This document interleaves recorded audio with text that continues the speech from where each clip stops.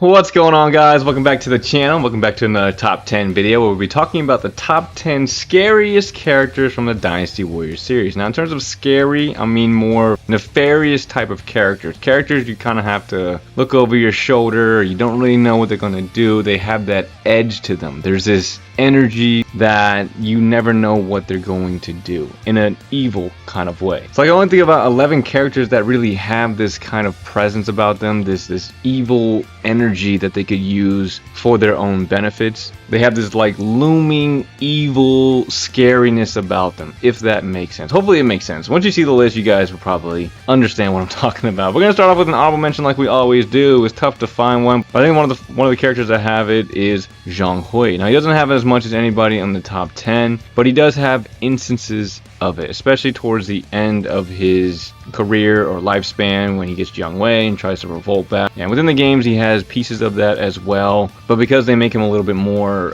flamboyant, it doesn't come out as much, but he has an underlying tone of this wicked, nefarious type of character. He has it. He has a piece of it, and that's why he is starting off of this. Hopefully this makes sense. If it doesn't, I'm sorry. We're gonna go through the list, top 10 scariest slash most nefarious characters from the series.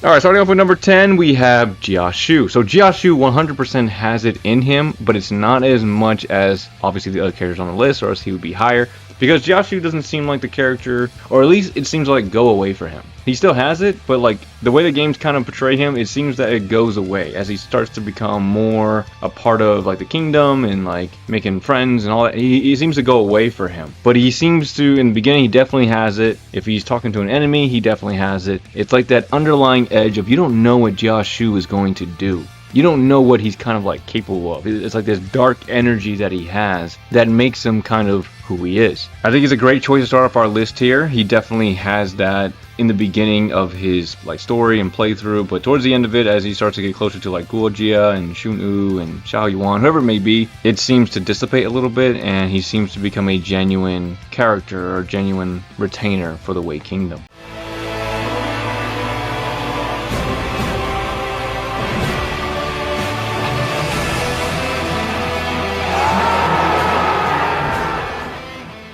Now, moving over to number 9, we have the son of the most ambitious man from this game, Cao Pi. He 100% has this, but throughout his development from his playable debut back in Dynasty Warriors 5 up until now, I would say they dipped down a little bit. It's not as pertinent as it was before. It's not as palpable as it was before. Dynasty Warriors 5 was the epitome of this dark, ice-cold Cao Pi, and he still has remnants of it today. Dynasty Warriors 9, you can still see with his facial expressions, the way he kind of carries himself. He has that energy about him, that dark, you don't really know what he's going to do kind of energy, and that's kind of what the list is entailing. Throughout his time, I think it dissipates just a little bit, not in necessarily his story, but like throughout his iterations of the game. By the time he gets to Dynasty Warriors 9, it's still there, but it's not as strong as it was in Dynasty Warriors 5, if that makes sense. So number 9, I think it's a great choice for the ice-cold prince himself, Cao Pi. Go ahead and move on to the next number.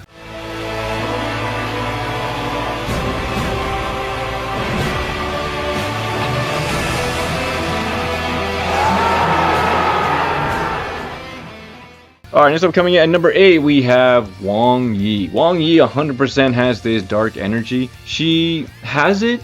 She doesn't show it as much. Like, I would say Cao Pi, you can sense it, you can see it. Like, Wang Yi says it more than we see it on her. I think some of the artwork for her displays that nefarious energy a little bit more. But in terms of her interactions or the way she talks to people, she doesn't have that edge, but they give it to her in her attacks, in the way her Musou attacks go. And I think she has that nefarious and, of course, only for Ma Chao. When she's introducing Dynasty Warriors 8 in a way, and she comes in and she has that cutscene, that is wickedness right there. And I think that only comes out when she's with Ma Chao. I think it's more of a deeper, darker thing for her, and it only comes out when she is presented with the person that she hates the most. Could be argued that the other two are a little bit more nefarious than her, but I think because of how strong she feels about it, like the other two characters don't have something that activated for them. It's kind of just always lingering for them. But for Wang Yi, it is an instant, volatile reaction when she sees Ma Chao, and that's why she's here for me at number 8.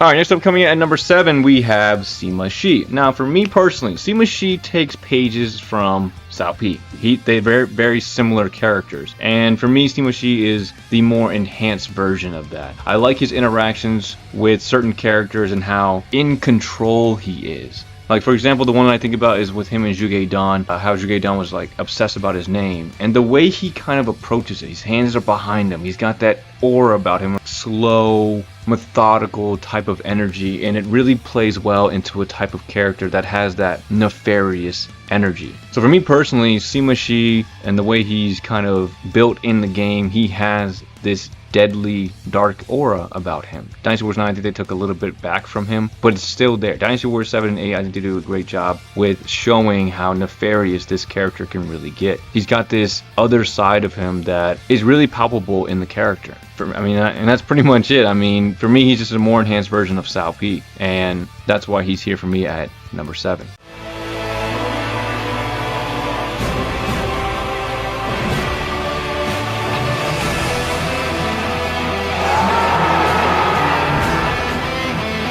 Alright, next up coming at number 6, this character is 100% scary to go against, but in terms of the energy, he definitely carries it around with him. We've got Lu Bu. So, Lu Bu 100% has the energy. It's not as nefarious or like hidden. It's kind of, he's got a very loud, dark energy. So when he's upset, when he's talking to someone, or he's got that brutish, dark energy, it comes out. You see it right on him. The explosiveness that he has is in turn a very nefarious person. Also with him, betraying the people that he was underneath and killing them, he's also got that as well. But in the games, for the most part, when it comes to this character, his energy is so loud that there's no way you can misconstrue how he's feeling. And that in itself makes him kind of a scary character, because it's like he has so much energy, so much power behind what he says. And I think for me at least, Lu Bu is a great choice for number 6, because I don't think he's more of a blunt person. It's not like he's meticulously going about certain things. It's just like, this is my blunt, dark energy, and if you can't follow me, go. Like Dynasty Warriors 6, I think did a great job of that, because it shows him kind of his most raw form, that when he's upset and he's got that it's like, go, like he's like that kind of energy, if that makes sense. It's not meticulous, it's not hidden, it doesn't bubble up, it just explodes. And for me, that's why for me, he's here right before we hit the top 5.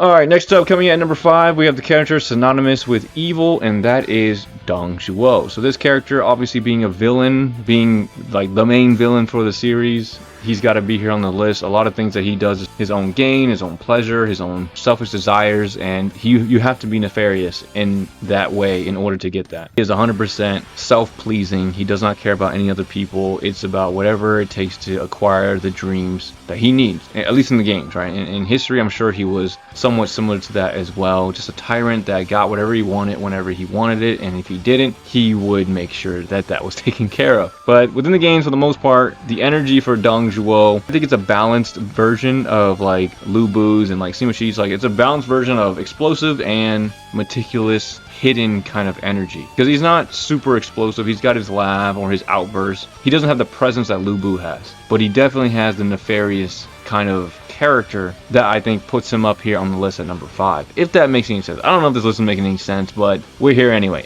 Dong Zhuo number 5, guaranteed. This is a given character to be on this list. He has it. It's not like Jiashu's, it's not like Sima Shi's, and it's not really like Lu Bu's either. It's kind of in the middle. He has his moments of explosiveness, and he has his moments when he's thinking to himself on how he's going to acquire the next thing. He's got that deep, ugly grin that he's just thinking about the most devious way to get what he wants, and that's why he's here at number 5, because he carries that kind of energy. Makes sense, should be a given. Let me know what you guys think about that. Let's go and move on to number 4.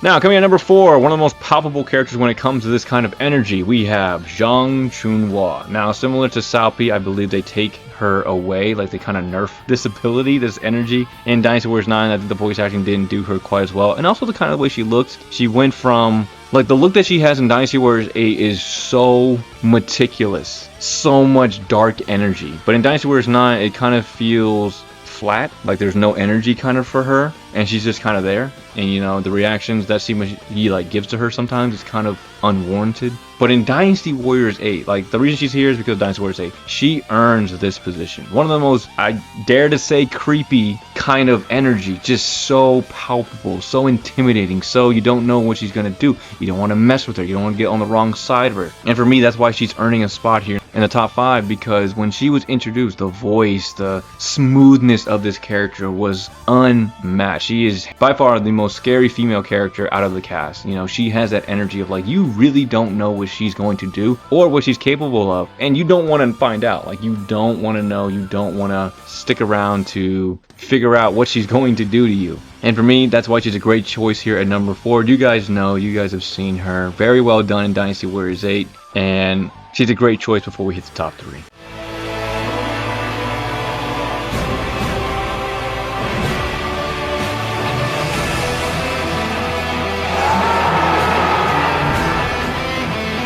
Now, coming in at number 3, we have Fa Zhang. So, Fa Zhang is known to be, he's notorious for being a nefarious person. But in the games, and this is just me personally, he would be higher if in the games they actually showcase that. He doesn't have, he's missing that, he's lacking that. Like, they should go deeper with him. And he's here at top 3 because he deserves to be here. In history, he had that nefarious kind of personality, and he's definitely deserving of this. It was to the point where even, I don't know if Zhuge Liang was afraid of him, but it was, you know, he wasn't acting or punishing him when what Fa Zhang was doing was technically wrong. He was murdering people or getting rid of people that necessarily agree, whatever it may be, right? He has his nefarious actions. But within the Dynasty Warriors series, he has moments of it. I played Dynasty Warriors 8 Extreme Legends. I saw, Fa Zhang being there strategizing, all that. He didn't have that big of a moment though. Dynasty Warriors 9, he gets more moments, I would say. He gets one ending, no cutscenes, a lot of events, but for the most part, Fa Zhang doesn't get an opportunity to really show this side of him. But I'm giving him number 3 because I know he was like this in history. But within the games, he's lacking. For me, he's lacking. Go deeper with this character. Go deeper, go darker, develop him. I think for me personally, he's missing a lot. And if they did do that for him, he would definitely be number 2 or maybe even number 1 for me. I don't know. But when it comes to the character in the present moment, he's just not developed enough in his nefarious character. But it's there. I know they're trying to push it there, but it's almost like a falsity for the character, if that makes sense. Anyway, I'm rambling. Fa Zhang is a great choice here from number 3. Hopefully to develop him more, go a little deeper and a little darker. I don't think people would mind that. Let's go and move on to number 2.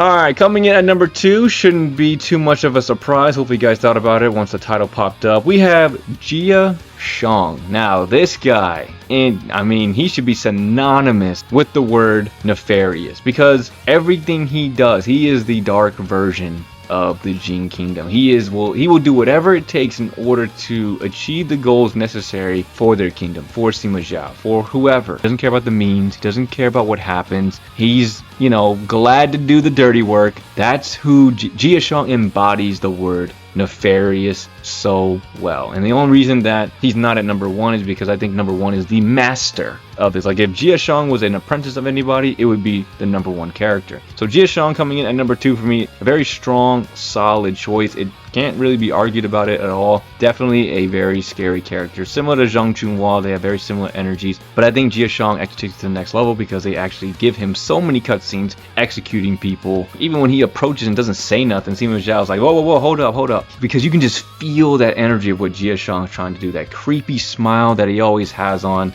that he's like 10 steps ahead of you, thinking ahead of like, yeah, if you mess up, you're screwed. That kind of personality and character obviously gets him top of the list for this list for me personally. One of the scariest characters for sure. I'm sure a lot of characters feel the intimidation for him, or at least they should, because the way they presented him was really well done. So for me, number 2, I think Jia Shang is a great choice, obvious choice here. Let's go ahead and wrap up the video with the number 1 most nefarious / scariest character.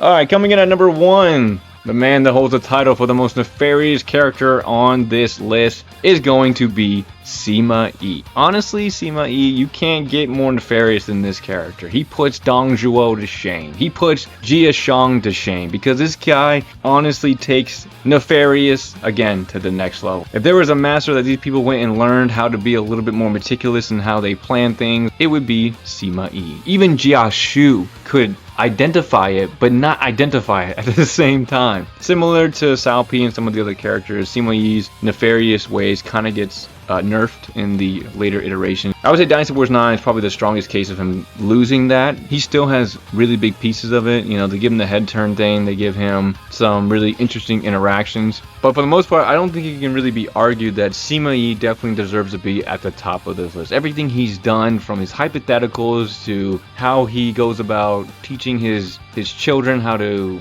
maneuver and manipulate what they need to do in order to get to where they need to go. Absolutely one of the most nefarious characters in the game. I guess the only one he really is outmatched by is Zhang Chunhua. But even still, Sima Yi back in the older games was an absolute savage, and there's nobody who is more nefarious in my eyes than Sima Yi. Anyway, that's all I have for the video, guys. Hope you guys enjoyed it. Again, let me know what you guys think about this list down below. Hopefully it made sense. These characters have a different type of energy versus everybody else in the game. You know, everybody else I would say is more integrity and honor and disciplined or humble, and they also have their own faults as well. But when it comes to this kind of energy, nefarious, almost evil type of energy, these are the only characters that I can see in the game that actually embody that. But that's all I have for the video, guys. Hope you guys enjoyed it. If you did, definitely appreciate a like, comment, or subscribe, and I will see you guys in the next video. Thanks for watching, everyone.